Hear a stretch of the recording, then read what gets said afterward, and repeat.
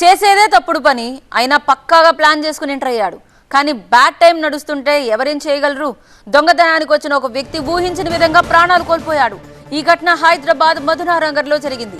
నిన్న రాత్రి 3:30 సమయంలో దొంగ ఒక ఫాస్ట్ ఫుడ్ సెంటర్ డోర్ బద్దలు కొట్టి లోపలికి ప్రయత్నించాడు. స్వీట్ షాప్ పక్కనున్న ఈ షాప్ డోర్ ని రాడ్ తో తెరవబోతుంటే హఠాత్తుగా ఫాస్ట్ ఫుడ్ సెంటర్ డబ్బా మీద పడింది. దీంతో తీవ్ర గాయాలతో స్పాట్ లోనే చనిపోయాడు ఆ దొంగ. సీసీ కెమెరాలో రికార్డ్ అయింది ఆ దొంగ మృతి. ఆ దృశ్యాలన్నీ కూడా మీకు చూపించే ప్రయత్నం చేస్తున్నాం. రైట్ సైడ్ విజువల్స్ లో మీకు కనిపిస్తున్నాయి.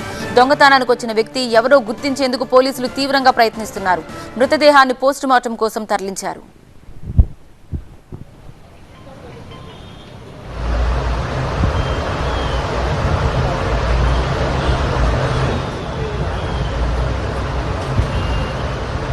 మూడున్నర గంటల ప్రాంతంలో ఒక గుర్తు తెలియని దొంగ ఆగ్రా స్వీట్ హౌస్ ముందు ఉండే ఈ ఫాస్ట్ ఫుడ్ డబ్బా దగ్గరికి వచ్చి దొంగతనం చేసే క్రమంలో ఒక స్లైడ్ డోర్ను ఓపెన్ చేయడం జరిగింది.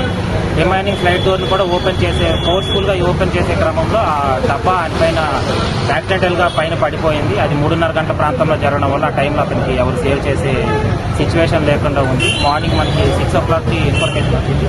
చూసిన తర్వాత ఆ డబ్బాను కూడా మనం లిఫ్ట్ చేసి అప్పటికే ఆయన చనిపోయినాడు. హాస్పిటల్కి బాడీని షిఫ్ట్ చేయడం జరిగింది. తర్వాత 3 గంటల అది ఏదైతే ఉందో దానికి ఆపోజిట్లో ఉండే సీసీ కెమెరా ఫుటేజ్ చూస్తే దానికి క్లియర్గా మాకు ఆ విజువల్స్ అయితే ఉన్నాయి. బాడీ ఇంకా ఐడెంటిఫై అవ్వలేదు దొంగ కాబట్టి దాని గురించి మేము మా డేటాబేస్లో కూడా వెరిఫై చేస్తున్నాం. దీనిపైన కేసు కూడా రిజిస్టర్ చేయడం జరిగింది.